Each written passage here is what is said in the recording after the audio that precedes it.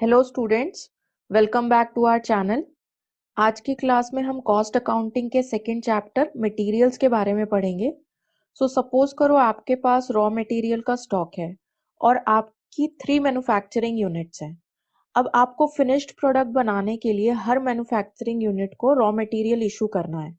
साथ ही आपको ये रिकॉर्ड भी रखना है कि आपके स्टॉक में या आपके वेयर हाउस में रॉ मटेरियल इशू करने के बाद कितना स्टॉक ऑफ रॉ मटेरियल बचा, in quantity as well as in value, that is in rupees. तो आज की क्लास में हम उन मेथड्स की बात करेंगे जिनसे आप फाइंड आउट कर सकते हो वैल्यू ऑफ मटेरियल इशू। मतलब कितना वैल्यू का रॉ मटेरियल आपने डिफरेंट यूनिट्स को इशू किया। साथ ही अगर आपने और रॉ मटेरियल परचेज किया है तो उसका रिकॉर्ड आप कैसे रखोगे। तो ये सब हम आज की क्लास में सीखेंगे। ठीक है। क्लास शुरू करने से पहले अगर आपने चैनल अभी तक सब्सक्राइब नहीं किया है तो do subscribe our channel and press bell icon for notifications of latest videos. Class शुरू करते हैं।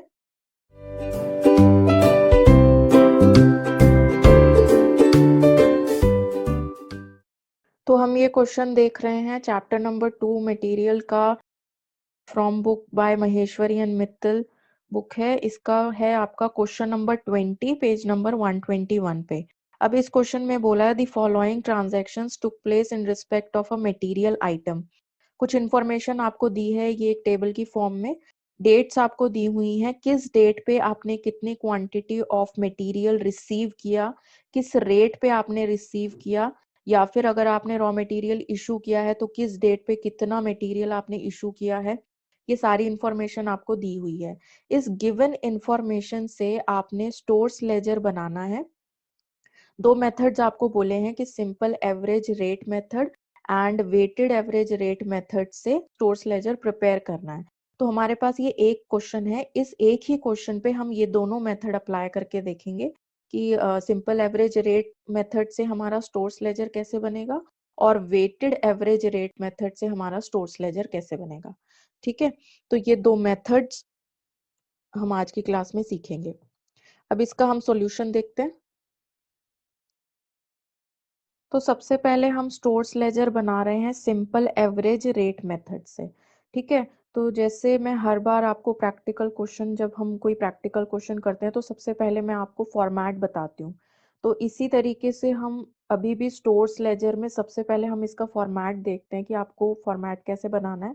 तो आपके कॉलम्स में सबसे पहले डेट का कॉलम रहेगा, फिर रिसिप्ट्स आएंगी, फिर इशू आएगा और फिर बैलेंस आएगा, और हर एक के सब कॉलम से 3 सब कॉलम क्वांटिटी, रेट और अमाउंट। ठीक है। तो जब आप रिसिप्ट्स लिख रहे हो तो कितनी क्वांटिटी ऑफ मटेरियल आपने रिसीव की है वो क्वांटिटी में आ जाएगा, किस रेट पे रिसीव करी वो रेट पर यूनिट के हिसाब से, और फिर टोटल अमाउंट। इसी तरीके से इशू में क्वांटिटी, रेट और अमाउंट, और इसी तरीके से आपका बैलेंस में क्वांटिटी, रेट और अमाउंट आ जाएगा। तो ये आपका एक स्टैंडर्ड फॉर्मेट है, जो आप कोई भी आपका मेथड हो उसमें आप ये स्टैंडर्ड फॉर्मेट फॉलो करके और क्वेश्चन कर सकते हो। ठीक है। तो फिलहाल के लिए हमारा first method is simple average rate method. तो इस क्वेश्चन पे हम ये मेथड अप्लाई करके और हमारा स्टोर्स लेजर बनाते हैं। तो स्टोर्स लेजर बनाते टाइम सबसे पहली और इम्पॉर्टेंट चीज आपको क्या ध्यान रखनी है, ये जो आपको डेट्स दी हैं ये आपने फॉर्मेट में सीक्वेंस में लिखनी है। अभी तो आपको क्वेश्चन में ये ऑलरेडी सीक्वेंस में दी हुई हैं, तो आप पहले 2 मार्च लिखोगे, फिर 10th, 5th, 15th, 18th and 20th। लेकिन अगर आपको ये क्वेश्चन में सीक्वेंस में ना दी हो ये सारी डेट्स, सपोज पहले सेकंड दिया होता कि सेकंड को आपने रॉ मटेरियल रिसीव किया, फिर आपको दे देता कि 15th को इशू किया, फिर आपको 10th बोल देता, फिर आपको 20th डेट दी होती। तो अगर आपको क्वेश्चन में चाहे जम्बल्ड करके दिया हो डेट, जब आप स्टोर्स लेजर बनाओगे तो उसमें आपने डेट को सीक्वेंस में ही लिखना है। ठीक है। ये बहुत इंपॉर्टेंट चीज़ है, ये आपको याद रखनी है। तो अभी हम शुरू करते हैं। सबसे पहले हमें डेट लिखनी है, तो फर्स्ट डेट जो आपकी आएगी वो 2 मार्च है। तो हमने डेट मेंशन किया 2016। अब आपको क्वेश्चन में देखना है कि 2 मार्च 2016 को आपने रॉ मटेरियल रिसीव किया है या इशू किया है। उसके हिसाब से ही आप यहाँ पे कॉलम चूज करोगे कि रिसीव में लिखना है या इशू में लिखना है। अगर क्वेश्चन में ओपनिंग बैलेंस दिया होता तो फिर वो बैलेंस में आ जाता। ठीक है, तो आपको चेक करना है कि क्वेश्चन में किस हेडिंग की बात हो रही है। तो 2 मार्च 2016 को क्वेश्चन में बोला है 200 यूनिट्स ऑफ मटेरियल आपने रिसीव की है, रिसिप्ट्स में दिया हुआ है। तो आप ऑब्वियसली क्वांटिटी जो है वो रिसिप्ट्स वाले कॉलम में लिखोगे, तो यहाँ क्वांटिटी आ गया आपका 200। ठीक है, और रिसिप्ट्स में रेट, किस रेट पे आपने पर यूनिट का रेट क्या है, 2 रुपीज 2। तो 200 यूनिट्स आपने 2 रुपीज के हिसाब से रिसीव करी, तो टोटल अमाउंट कितना हो गया, 200 मल्टीप्लाई बाय 2, 400। ठीक है, अब इशू में क्या 2 मार्च को हमने कुछ इशू किया है, तो 2 मार्च को इशू में कुछ नहीं है, तो ये आपका नील आ जाएगा। ठीक है, अब बैलेंस में कितना आपके पास बैलेंस बचा, 2 मार्च 2016 को आपने 200 यूनिट्स रिसीव करी लेकिन इशू कुछ नहीं किया। इसका मतलब 2 मार्च को आपके पास बैलेंस कितना बचा, जो आपने रिसीव किया था। तो 200 यूनिट्स आपने रिसीव की थी, वो आपके पास बची हुई हैं। ठीक है, अब ये जो सिंपल एवरेज रेट मेथड होता है, इसमें बैलेंस में हम रेट मेंशन नहीं करते, तो हम सिंपली यहाँ पे नील कर देंगे। तो कहीं पे भी आपने रेट मेंशन नहीं करना है, तो हम पहले ही इन सबको नील कर देते हैं, ताकि हमारे लिए थोड़ा सा इजी हो जाएगा और हमारा टाइम बच जाएगा क्वेश्चन को सॉल्व करने में। ठीक है, तो पहली चीज आपको ध्यान रखनी है कि आप ये डेट सीक्वेंस में लिखो। दूसरा, जब हम सिंपल एवरेज रेट मेथड कर रहे हैं, तो बैलेंस में ये हमें रेट मेंशन नहीं करना है। ठीक है, तो क्वांटिटी तो हमने लिख दिया, बैलेंस में 200 क्वांटिटी है हमारे पास, और सीधा अमाउंट यहाँ से टोटल अमाउंट आप देख के यहाँ पे अमाउंट 400 लिख दोगे। ठीक है, अब हॉरिजॉन्टली चलना है आपको। पहले 2 मार्च की हम बात कर रहे हैं, तो 2 मार्च के बैलेंस तक आपको यहाँ तक कंप्लीट करना है। ऐसे नहीं करना कि यहाँ पे आपने रिसिप्ट्स में लिख दिया, इशू में कुछ मेंशन नहीं किया और बैलेंस में कुछ मेंशन, मतलब इसको कंप्लीट नहीं किया 2 मार्च वाली डेट का पूरा डेटा, और फिर आप सेकेंड डेट पे आ जाओ। ऐसे नहीं करना। तो 2 मार्च की बात आ रही है, तो 2 मार्च में सबसे पहले आपने बैलेंस तक यहाँ तक कंप्लीट कर लिया। अब आप सेकेंड डेट पे मूव करोगे, तो सेकेंड डेट सीक्वेंस ध्यान रखना है। सेकेंड डेट इज 10 मार्च, तो 10 हमने डेट लिखा। अब 10 को आपको फाइंड आउट करना है, क्वेश्चन में देखना है कि रिसिप्ट की बात हो रही है या इशू की बात हो रही है। तो 10 मार्च को आपने 300 यूनिट्स ऑफ मटेरियल दोबारे से रिसीव किया, तो 300 आपने यहाँ पे लिख दिया। रेट आपको दिया हुआ है 2.4 के हिसाब से रिसीव किया है, तो ये आपका टोटल अमाउंट कितना आ गया, 300 मल्टीप्लाई बाय 2.4, 720। ठीक है, 10 को हमने इशू कुछ भी नहीं किया, तो हमारा ये नील हो जाएगा। यहाँ पे हमारा इशू में कुछ नहीं आएगा। अब हम लिखना है हमें बैलेंस। 10 को हमारे पास बैलेंस कितना बचा, 200 पहले का था हमारे पास, जो हमने सेकंड को रिसीव किया था, तो 200 ये बचा हुआ है। और यहाँ पे 300 10th को हमने और रिसीव कर लिया, यानी 300 और हमारे पास आ गया। तो 200 पहले का और 300 अभी जो हमने 10th को रिसीव किया। रेट हमें यहाँ पे, क्योंकि सिंपल एवरेज रेट मेथड है, रेट हमें कुछ मेंशन नहीं करना है। ठीक है, अब यहाँ पे आप अमाउंट कितना लिखोगे, तो पहले का जो आपका अमाउंट था वो था 400, इसमें आपने प्लस कर देना है ये जो अभी आपने 300 क्वांटिटी रिसीव करी है, उसका टोटल अमाउंट कितना आया, 720। ठीक है, 720, तो ये आपका टोटल अमाउंट हो जाएगा 1120। ठीक है, तो हमने क्या किया, 200 पहले का, 300 अभी रिसीव किया, तो ये हमारा बैलेंस हो गया क्वांटिटी का। और अमाउंट में आप टोटल कर दोगे 400 पहले का और 720 अभी का अमाउंट, 10th का अमाउंट, तो इसको ऐड करके हमारा ये टोटल अमाउंट आ गया। ठीक है, अब हम नेक्स्ट डेट पे मूव करेंगे। Next date is 15th। ठीक है।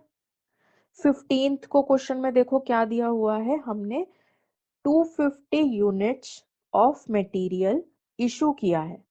तो रिसिप्ट में तो कुछ नहीं आएगा, हमने जब रिसीव ही नहीं किया तो वो नील हो जाएगा।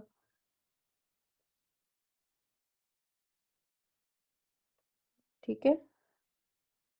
अब हमने इशू किया है, तो इशू में आपके पास कितनी क्वांटिटी आपने इशू की है?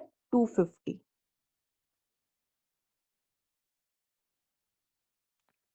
ठीक है। 250 क्वांटिटी आपने इशू की। अब ये आपको रेट फाइंड आउट करना है कि किस रेट पे आपने ये 250 यूनिट्स जो है वो इशू की हैं। तो सिंपल एवरेज रेट मेथड में आप कैसे ये रेट फाइंड आउट करते हो? आपको सबसे पहले देखना है इससे पहले का बैलेंस। तो 15th से पहले का बैलेंस क्या था? ये बैलेंस था आपके पास। तो इस बैलेंस में आपने क्वांटिटी चेक करनी है, कौन सी बची हुई है। 200 बचा हुआ है और 300 बचा हुआ है। ठीक है। अब वो 200 और 300 ये जो क्वांटिटी है, इस क्वांटिटी का रेट आपने यहां से देखना है। ठीक है। तो हम क्या कर रहे हैं, हम प्रीवियस जो हमारी डेट है उसमें हम क्वांटिटी में बैलेंस में क्वांटिटी चेक कर रहे हैं कि कितनी क्वांटिटी ऑफ मटेरियल हमारा बैलेंस में बचा हुआ है, बैलेंस में है। तो 200 है और 300 है। उस 200 और 300 का रेट क्या है वो आप रिसिप्ट में से देख लो। तो रेट कितना है? 2 और 2.4। तो यहाँ पे आपको क्या करना है, इस रेट का इसका एवरेज निकालना है। ठीक है। तो यहाँ पे हम क्या कर रहे हैं, 2 प्लस 2.4 और इसका हमें एवरेज निकालना है। तो divided by number of observation हम करते हैं एवरेज निकालने के लिए। तो कितने नंबर ऑफ ऑब्जर्वेशन है? 2। एक वैल्यू आपकी 2 है, एक वैल्यू आपकी 2.4 है। ठीक है। तो डिवाइडेड बाय 2।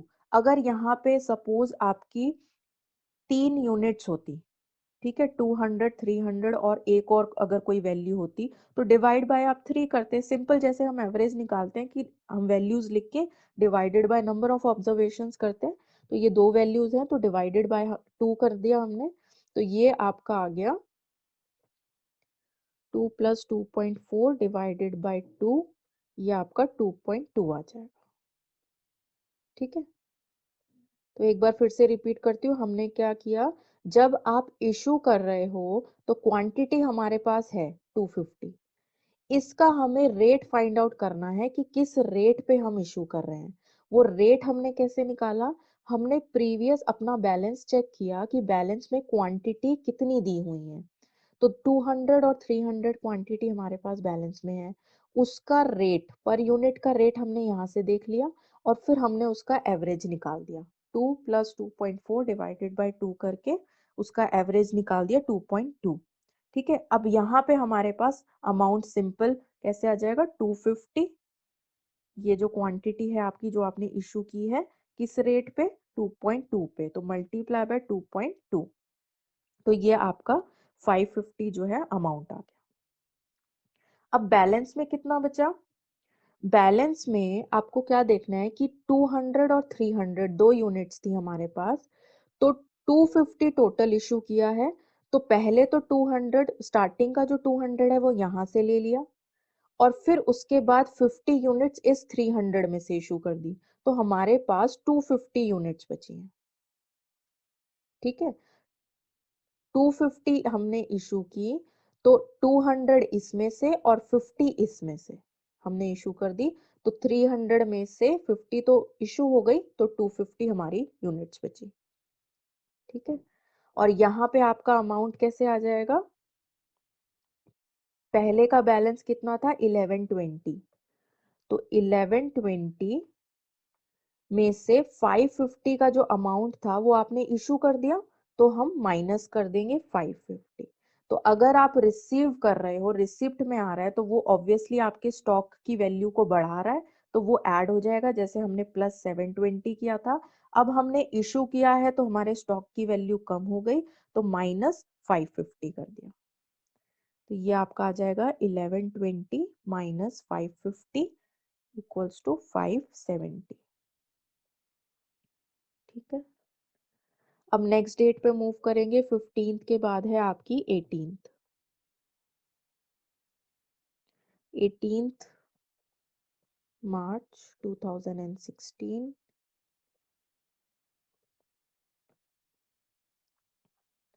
18th को हमने फिर रिसीव किया है 250 यूनिट्स। तो 250 यूनिट्स हमने यहाँ पे लिख दिया रिसीव में। किस रेट पे रिसीव किया है? 2.6 के हिसाब से। और आपकी टोटल वैल्यू हो गई 250। 250 मल्टीप्लाई बाय 2.6, तो ये आपका 650 आ गया। इशू हमने कुछ नहीं किया तो वो हम नील कर देंगे, यहाँ पे आपका नील हो जाएगा।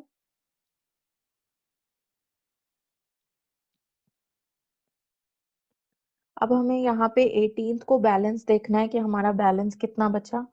तो 18th को 15th को हमारा 250 बैलेंस बचा हुआ था, तो 18th को हमारे पास ये 250 बैलेंस तो है, तो 250 बैलेंस हो गया।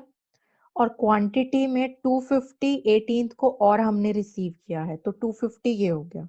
ठीक है, तो दो हमारे पास ये बैलेंस बचे। अब इसका अमाउंट क्या हो जाएगा? यहाँ पे अमाउंट टोटल कितना आ गया? 570 पहले का बैलेंस था, तो 570 प्लस अभी जो आपने रिसीव किया उसका वैल्यू, उसकी वैल्यू थी 650, तो 570 प्लस 650। ठीक है, तो ये आ गया आपका 1220। 570 प्लस 650। अब नेक्स्ट डेट, लास्ट आपकी डेट है 20th मार्च 2016।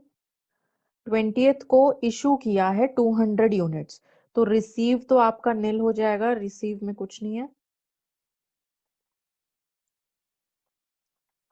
अब यहाँ पे कितने क्वांटिटी इशू की है? 200 यूनिट्स आपने इशू की हैं। ठीक है, अब हमें यहाँ पे फिर से रेट निकालना है। तो सेम मेथड आप फॉलो करोगे। सबसे पहले देखोगे कि पहले आपका बैलेंस में कितनी यूनिट्स है, 250 और 250। अब ये 250 250 कौन सी वाली है? 250 ये जो आपने बाद में ऐड करी है ये तो है ये वाली, तो इसका रेट इज 2.6। और ये जो 250 है ये कौन सी है? जो आपने ये 300 यूनिट्स ली थी। ठीक है, 300 ये वाली बची हुई थी, इसमें से 250 आपने यहाँ पे इशू कर दिया था, तब आपकी ये 250 बची थी। तो इसका प्राइस पर यूनिट कितना है? 2.4। ठीक है, तो ये आपको ऐसे फाइंड आउट करना है कि प्रीवियस में ये जो यूनिट्स आपकी बची हुई हैं उसका प्राइस पर यूनिट क्या है, वो आपने यहाँ पे रेट में लिखना है। तो इस 250 का प्राइस पर यूनिट 2.6 है। ये वाला जो 250 है ये इस 300 में से आया है। ठीक है, तो इस 250 का प्राइस पर यूनिट इज 2.4। ठीक है, तो यहाँ पे आपका रेट हो जाएगा 2.4 प्लस 2.6। इन दोनों को डिवाइड किया, अब इसका एवरेज हमें निकालना है, तो divide by number of observations 2 है, तो 2.4 प्लस 2.6 डिवाइडेड बाय 2, और यहाँ पे आपकी इसकी वैल्यू आ जाएगी 2.5। ठीक है, और यहाँ पे हमारा अमाउंट आ गया 200 मल्टीप्लाई बाय 2.5, तो ये 500 अमाउंट आ गया। अब आपके पास बैलेंस कितना बचा? बैलेंस में आपके पास ये जो 200 यूनिट्स आपने इशू की हैं, तो पहले आपके पास ये 250 यूनिट्स थी, तो इस 250 यूनिट्स में से 200 यूनिट्स आपने इशू कर दी, तो यहाँ पे आपके पास 50 बची। और ये वाला बाद वाला जो 250 है ये एज इट इज आपके पास बचा हुआ है। ठीक है, तो आपको ध्यान क्या रखना है यहाँ पे, जब आप यूनिट्स लिख रहे हो, जैसे आपने फर्स्ट में हमने लिखा 200 पहले का बैलेंस और 300 फिर आपने यहाँ पे लिखा, इसको आपने ऐड करके नहीं लिखना है। आपने ऐसे नहीं करना कि 200 और 300 500 और सीधा 500 लिख दो, वो नहीं करना है, वो सिंपल एवरेज रेट मेथड नहीं है। ठीक है, क्योंकि जब आप यहाँ पे रेट निकालने लगोगे तो आपको चेक करना है कि हर एक जो आप क्वांटिटी लिख रहे हो उसका प्राइस पर यूनिट क्या है। अगर आपने यहाँ पे कंबाइन लिख दिया तो फिर प्राइस पर यूनिट ढूंढने में आपको दिक्कत होगी, और फिर आप उसमें गलती कर सकते हो। तो यहाँ पे आपको अलग अलग करके ही लिखना है। जैसे हमने 200 लिखा, फिर 300 फिर रिसीव किया, फिर जब हमने 250 इशू किया तो 200 इसमें से इशू करा, 50 इसमें से इशू किया, तो हमारे पास ये 300 में से 250 बचा। फिर 250 हमने फिर रिसीव किया तो हमारे यहाँ पे बैलेंस में 250 और आ गया। ठीक है, तो ये 250 पहले का, 250 फिर हमने रिसीव किया। अब हमने 200 इशू किया है, तो इस 250 में से आपने 200 इशू कर दिया तो 50 बचा, और जो बाद में 250 है ये आपका एज इट इज कंप्लीट बचा। तो 50 और 250 हमारा क्वांटिटी में आ गया। अब अमाउंट कितना आ जाएगा? पहले का बैलेंस टोटल अमाउंट में था 1220, इसमें से आपने 500 वैल्यू ऑफ 500 की वैल्यू का जो रॉ मटेरियल है वो आपने इशू कर दिया, तो उतने से 500 से आपका रॉ मटेरियल की वैल्यू कम हो गई, तो -500। ठीक है, तो ये वैल्यू आ जाएगी आपकी 720। ये आपका स्टोर्स लेजर कंप्लीट हो गया। तो सिंपल एवरेज रेट मेथड में आपको ये रेट कैसे निकालते हैं ये आपको ध्यान रखना है। यहाँ पे हम रेट बैलेंस में हम ये रेट नहीं लिखते हैं, ये वाला पार्ट। और फिर और क्या ध्यान रखना है कि यहाँ पे जो आप क्वांटिटी में लिख रहे हो, बैलेंस में जो आपकी क्वांटिटी लिखी हुई है वो आप ऐड करके नहीं लिखोगे। 200 प्लस 300 500 नहीं लिखना है। फिर उसके बाद फिर ये 250 पूरा ऐड करके नहीं लिखना है, हमें अलग अलग ही लिखना है। तो ये आपका स्टोर्स लेजर है सिंपल एवरेज रेट मेथड से। ठीक है, तो अभी हमारा ये एक मेथड हो गया। अब हम जो दूसरा मेथड था, दूसरा मेथड है आपका ये वेटेड एवरेज रेट मेथड। तो अब हम इसी क्वेश्चन को इस मेथड के थ्रू हम स्टोर्स लेजर बना के देखते हैं। Second method is weighted average rate method. अब इससे हमें स्टोर्स लेजर बनाना है, तो जो हमें डेट का सीक्वेंसिंग है वो तो याद रखना ही है, वो सेम है। फॉर्मेट आपका, जैसे मैंने बोला कि ये एक स्टैंडर्ड फॉर्मेट है जो हम सारे हमारे मेथड्स हैं उन पे हम फॉलो कर सकते हैं। तो डेट, रिसीप्ट, इशू, बैलेंस, सब कॉलम्स, क्वांटिटी, रेट और अमाउंट। ठीक है, तो जैसे अभी हमने देखा कि हम डेट्स लिख रहे हैं और साथ के साथ हम रिसीप्ट्स हैं या इशू हैं वो मेंशन कर रहे हैं, तो वैसे ही हम मेंशन करेंगे। और जहां पे डिफरेंस आ जाएगा वेटेड एवरेज रेट मेथड का, वो हम देखेंगे कहाँ डिफरेंस आता है। तो सबसे पहले तो डेट है आपकी 2 मार्च, तो एज जैसे हमने अभी लास्ट मेथड में देखा, तो हमने ये डेट मेंशन कर लिया। डेट पे हमने देखा इस डेट पे रिसीव किया है, तो हमने रिसीप्ट में लिख दिया 200 यूनिट्स, पर यूनिट का रेट इज 2, तो आपका टोटल अमाउंट आ गया 400। ठीक है, इशू हमने कुछ नहीं किया है, तो ये आपका नील हो गया, ये पूरा नील हो जाएगा। और क्वांटिटी में आपका बैलेंस आ गया, जो आपने रिसीव किया था वही आपका 200 यूनिट्स, 2 रेट के हिसाब से 400 का बैलेंस आ गया। तो ये तो फर्स्ट जो आपका सेकंड का था ये तो सेम ही है जो अभी हमने सिंपल एवरेज रेट मेथड देखा, तो दोनों का सेम ही है। उसमें हमने यहाँ पे रेट नहीं लिखते हैं, यहाँ वेटेड एवरेज रेट मेथड में हम यहाँ पे बैलेंस में रेट लिख रहे हैं। ठीक है, सेकेंड हमारी डेट 10 मार्च, तो 10 मार्च 2016 को हमने 300 यूनिट्स फिर रिसीव की, तो 300 आ गया आपका 2.4 के हिसाब से 720, ये आपका टोटल अमाउंट आ गया 300 इंटू 2.4। इशू हमने कुछ नहीं किया, तो ये आपका फिर से नील हो गया। अब यहाँ पे हमें जो डिफरेंस आएगा आपका simple average rate method and weighted average rate method में, वो देखना है।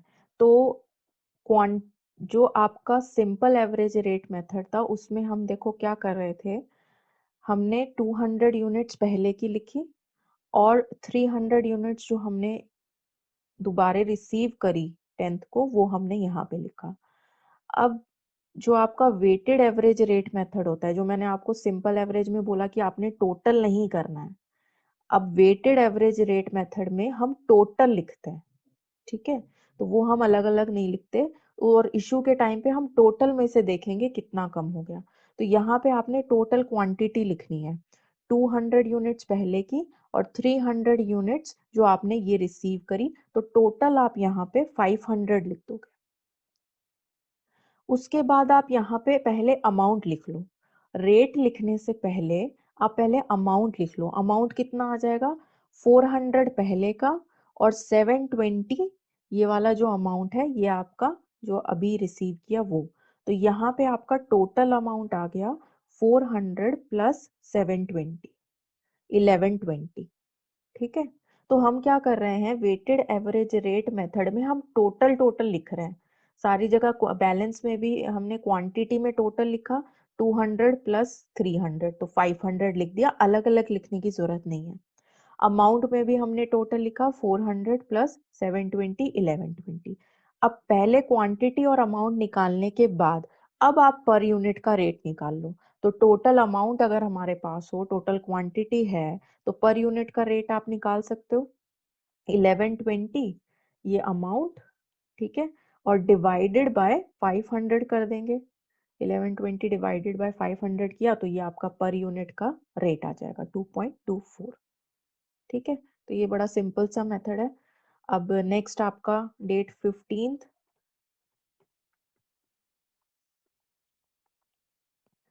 15th को हमने इशू किया है तो रिसिप्ट में आपका कुछ नहीं आएगा, ये आपका नील हो गया।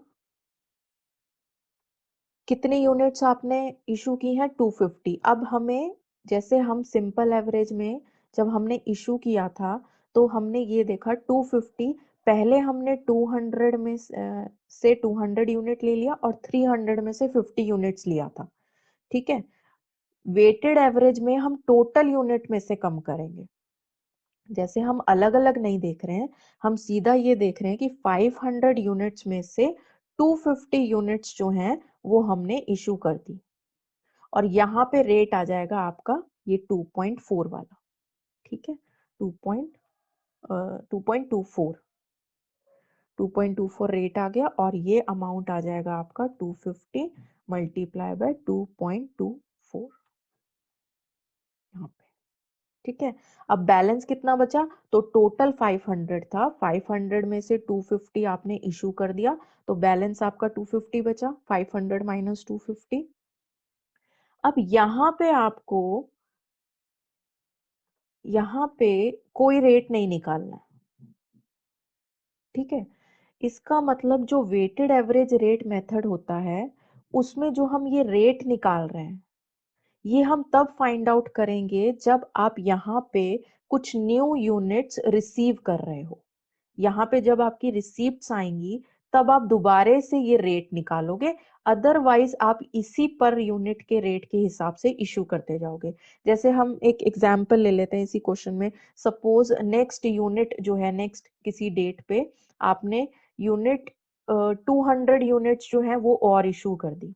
तो 200 यूनिट्स आपने इशू की, कितने रेट पे? तो यही 2.24 के हिसाब से आप इशू करते जाओगे जब तक कि नेक्स्ट कोई रिसिप्ट नहीं आती। ठीक है, तो यहाँ पे अमाउंट कितना आ जाएगा? 1120 में से पहले प्रीवियस आपका बैलेंस था 1120, इसमें से 560 जो अमाउंट है, इतने अमाउंट का मटेरियल आप इशू कर चुके हो।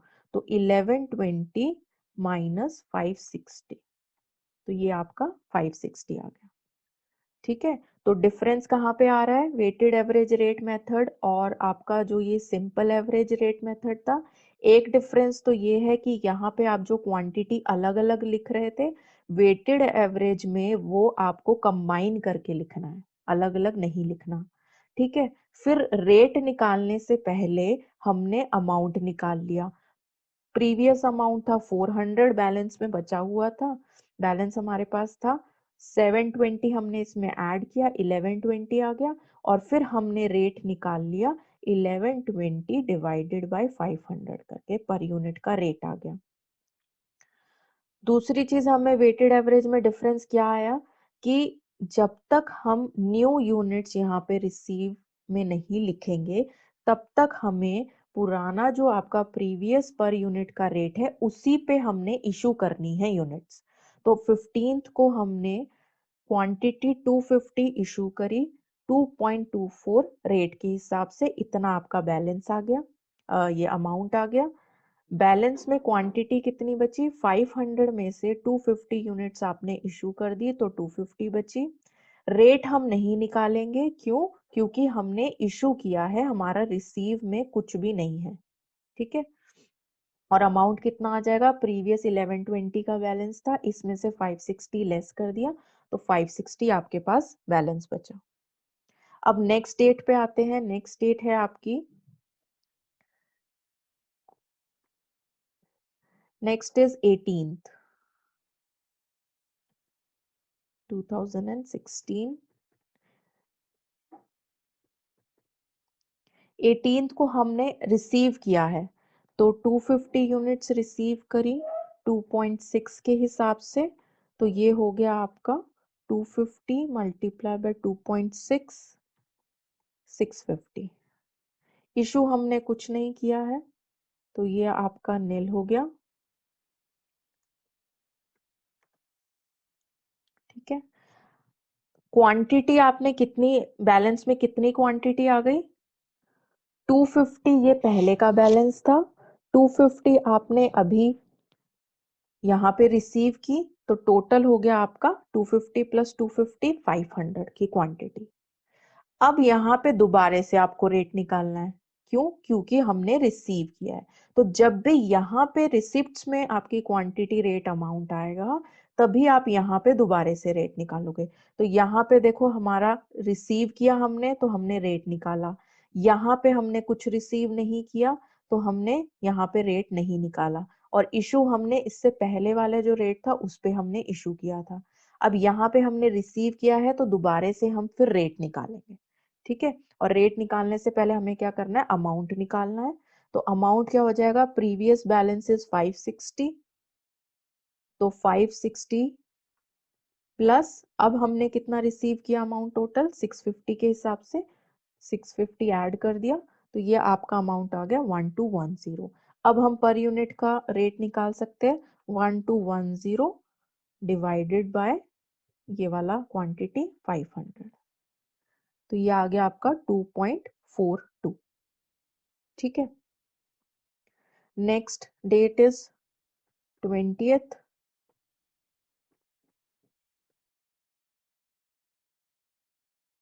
20th को हमने इशू किया है तो रिसिप्ट में आपका नील।